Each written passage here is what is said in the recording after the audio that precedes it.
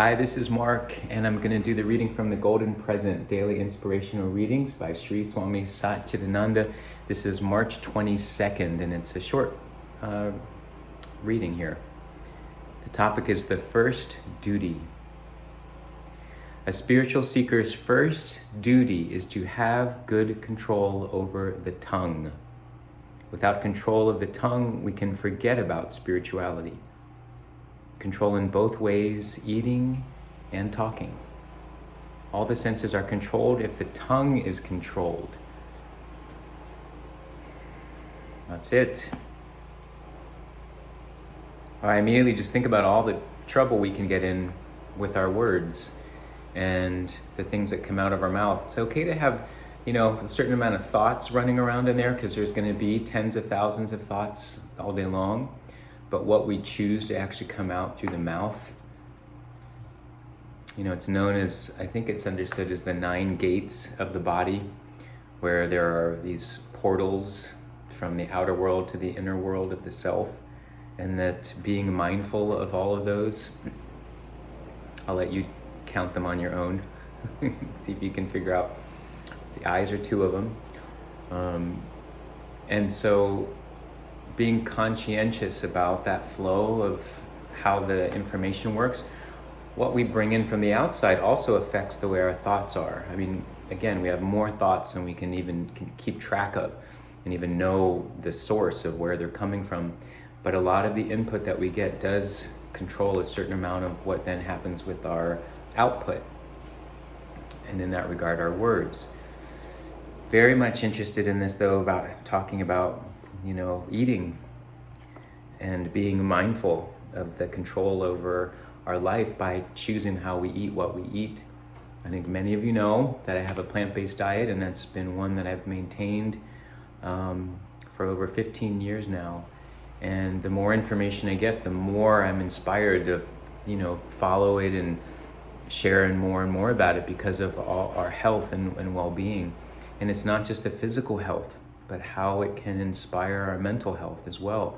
When we're eating whole foods, fresh greens and produce, when we're minimizing the processed foods, the heavy foods, the meats, all of that, there's a different process that happens within the body. And then I believe that also, not just I believe, I think there's science around this, that our state of our inner health and our gut health affects our mood. Our mood then determines to some level our speech. I like that this is called the first duty. I often remember hearing Swami Satchidananda would say, when we're starting on the yogic path, one of the first things to look at is diet. And to recognize that's something we can make an impact on immediately. A yoga practice on the mat, we might not see changes for weeks or months or years, but changing our diet, we'll be able to see a really dramatic change very quickly. Especially if you recognize there may be foods that there are allergies to, there may be sensitivities of different types. Our body may not process things.